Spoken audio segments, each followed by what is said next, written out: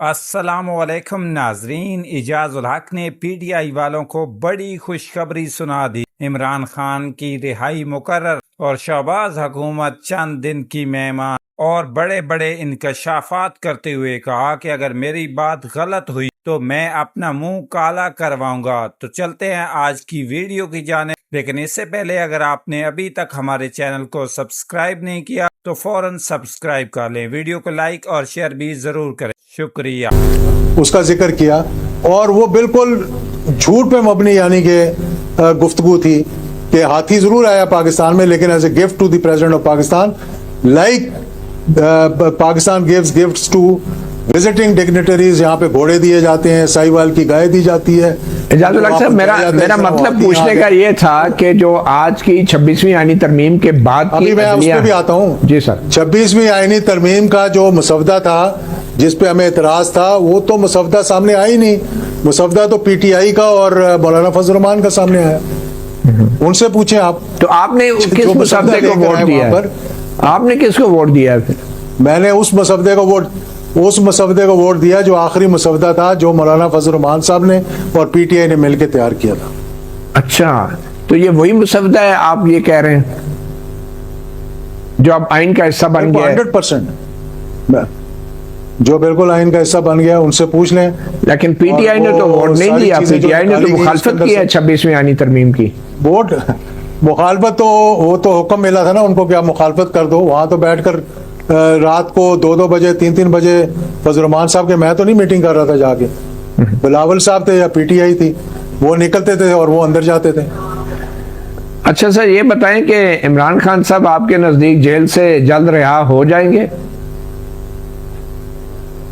بالکل ہو جائیں گے، جس دن وہ اپنا ذہن بنائیں گے کہ اب وقت آ گیا ہے کہ میں پاکستان کے بارے میں سوچوں اور پاکستان کی بہتری کی اور پاکستان کے عوام کی، مثلاً وہ ایسا کیا کریں، باہر آ جائیں گے۔ وہ ایسا کیا کریں کہ وہ باہر آ سکتے ہیں؟ مثلاً میں آپ کو اگزامپل دے دیتا ہوں۔ مثلاً یہ کہ 1999 میں چلے جاتے ہیں، جب ایک کو ہوا تھا اور ایک فوجی ڈکٹیٹر آئے، آپ کے مطابق جیسے آپ کہتے ہیں جنرل مشرف صاحب آئے، تو نواز شریف صاحب اس سے زیادہ مشکل میں تھے اس وقت، کیونکہ ان کی ایک ڈائریکٹ کنفرنٹیشن آرمی چیف کے ساتھ ہو گئی تھی، اور ان کو پھر اٹک جیل میں اور وہاں سے ہتھکڑیاں لگا کے لانڈی لے جایا جاتا کیس کے لیے، پھر سیسنا میں بٹھا کے واپس لایا جاتا۔ اس کا ذکر انہوں نے خود بھی کیا 1-2 پروگرام میں۔ 2-3 ان کو اپرچونٹیز ملی بیچ میں اس 2 سال یا 1.5 سال کے پیریڈ میں، جہاں پر وہ بات چیت کر سکتے تھے، یہاں تک کہ اسمبلیاں بحال ہونے کی بھی بات کر کے میں نے پرویز مشرف صاحب کو منا لیا تھا کہ مسلم لیگ میں سے کسی کو پرائم منسٹر بنا دیتے ہیں، لیکن وہ نہیں مانے۔ لیکن جس دن انہوں نے کہا کہ نہیں اب وقت آ گیا ہے، تو مہینے کے اندر وہ باہر تھے۔ اب وہ جو جس طرح وہ باہر گئے تھے، یہ ان کا ذہن تھا جب انہوں نے بنا لیا تھا۔ اسی طرح عمران خان کو بھی ماضی میں اس پچھلے سال سے اوپر اب وہ اندر ہو گئے ہیں، 1-2-3 اپرچونٹیز آئی ان کے پاس، پہلی لانگ مارچ کے بعد 24 اکتوبر سے پہلے اور پہلی لانگ مارچ سے پہلے، لیکن انہوں نے نہیں اویل کی ان کو۔ وہ نہیں چاہتے، وہ چاہتے تھے کہ نہیں میں نہیں مانتا، لیکن جب وہ سوچیں گے کہ ہاں اب وقت آ گیا کہ بات چیت کریں، تو میرے خیال میں یہ مسئلہ بھی ریزالو ہو سکے۔ تو آپ یہ کہہ رہے ہیں کہ اسٹیبلشمنٹ کے قدموں میں گر کے ہی جمہوریت بحال ہو سکتی ہے؟ یہ کس نے کہا؟ آپ یہی کہہ رہے ہیں وہ جب چاہیں گے۔ میں نے تو نہیں کہا یہ۔ نہیں، جب عمران خان چاہیں گے تو آپ یہی کہہ رہے ہیں نا کہ پہلے بھی نواز شریف نے لڑائی کی نہیں اور پھر سمجھوتا کر لیا، تو آپ عمران خان بھی سمجھوتا کر لیں۔ یار دیکھیں، اس وقت مارشل لا تھا ملک میں، آج تو مارشل لا نہیں ہے۔ جو گفتگو ہو رہی تھی، جو بات چیت ہو رہی تھی، جو ٹاکس ہو رہی تھی، وہ کوئی اسٹیبلشمنٹ تو نہیں کر رہی تھی۔ تو آپ یہ نہیں مانتے کہ اس وقت ملک میں غیر اعلانیہ مارشل لا نافذ ہے؟ آپ نہیں مانتے اس بات کو؟ آپ اس طرح تو جو آپ کہنا چاہیں آپ کہہ سکتے ہیں، کیونکہ یہ اعلانیہ آپ اس کو مارشل لا کہنا چاہتے ہیں۔ عمران خان کی طرف سے بار بار یہ کہا جا رہا ہے، کیا یہ ایک ہائیبرڈ نظام نہیں ہے آپ کے خیال میں؟ یہ ہائیبرڈ نظام نہیں ہے؟ دیکھیں، پاکستان کی تاریخ میں جس نظام کو بھی آپ ہاتھ لگائیں گے نا، ہائیبرڈ ہی نکلے گا۔ چاہے T8 والے کو لگائیں، چاہے 90 والے کو، چاہے 93 والے کو، ہر کوئی ہائیبرڈ ہی ہوگا۔ یا 2024 کے 2018 والا بھی 2018 वाला इलेक्शन भी आरटीएस के जरिए हुए थे और वो भी हाइब्रिड थे। ठीक, वहां से लेकर 2014 से लेकर पनामा तक और पनामा से लेकर 2018 तक इलेक्शन, ये सारा हाइब्रिड निज़ाम था जिसको चलाने के लिए 10, 11, 12, 13, 14, 15, 16, 17, 18 9 साल लगे थे। तो आपके ख्याल में हाइब्रिड निज़ाम कामयाब वो नजर निज़ाम नहीं है? आता। हाइब्रिड निज़ाम कामयाब है? ये मैं तो नहीं समझता। कामयाब निज़ाम जब तक है, जब तक के सियासतदान खुद नहीं समझेंगे कि हमने क्या निज़ाम लेकर आना है। जब ये एक तरफ एक दूसरे से हाथ मिला के चार्टर ऑफ डेमोक्रेसी करेंगे और वही चार्टर ऑफ डेमोक्रेसी कराने वाले जब स्याही सूखने से पहले मार्शल लॉ एडमिनिस्ट्रेटर के साथ बैठकर अपनी एनआरओ करवा रहे होंगे, तो फिर कैसे हाइब्रिड निज़ाम नहीं चलेगा इस मुल्क? चलें एजाज साहब, इनको तो छोड़ें, आखिर में ये बताते जाएं कि आपको जमहूरियत से मोहब्बत है या नफरत है? मुझे बहुत मोहब्बत है जमहूरियत से, इसलिए मैं इलेक्शन लड़ता हूँ। Love you sir. आसान काम तो नहीं है, लव यू सर। लोगों की मिन्नतें करना। बहुत शुक्रिया। Thank you so much. सहाफ़ी प्रोग्राम से इतना ही, इजाज़त दीजिए, अल्लाह हाफ़िज़।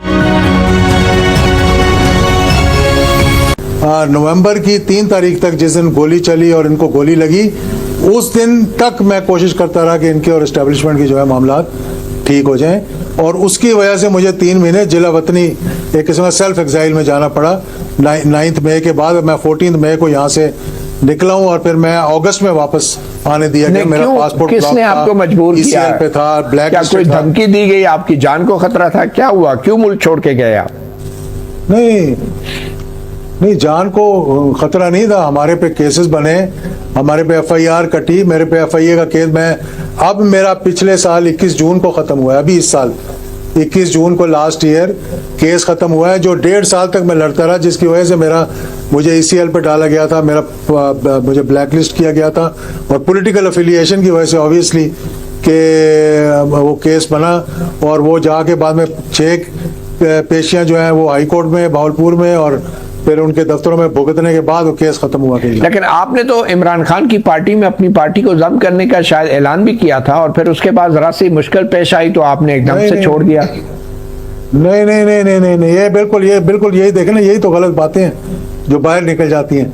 मैंने उस वक्त बाहर निकल के जो पहली बात की थी, और खान साहब को भी यही कहा था, और खान साहब इधर ही मौजूद हैं, कहीं गए नहीं अभी।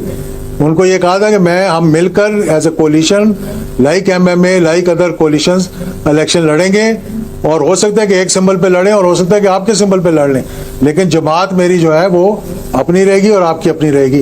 And he agreed on that point.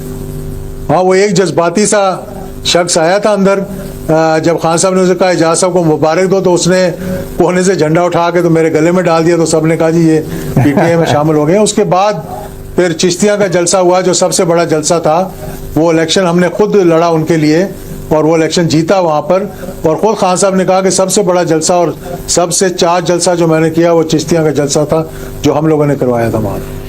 बहरहाल फिर आपके रास्ते जुदा क्यों हो गए? नहीं, रास्ते देखें, रास्ते अब मुझे ये बताएं ना कि रास्ते जुदा इसलिए हुए कि मैंने ये आपको बताया ना कि ये जो जंग है, ये सियासी जंग नहीं है, ये जाती है। अब उस जाती जंग में आप अपनी पार्टी को भी पिसवाएं, उनको सजाएं भी दिलवाएं कि भाई आप। नाजरीन, आज की वीडियो में बस इतना ही। आप क्या समझते हैं कि वाकई इमरान खान की रिहाई करीब आ चुकी है, और क्या हुकूमत के दिन गिने जा चुके हैं? अपनी राय कमेंट सेक्शन में ज़रूर बताइए। अगर आपको हमारी वीडियो पसंद आई तो वीडियो को लाइक, शेयर और चैनल को सब्सक्राइब ज़रूर करें। मिलते हैं एक नई वीडियो के साथ, तब तक दीजिए मुझे इजाज़त। अल्लाह हाफिज़।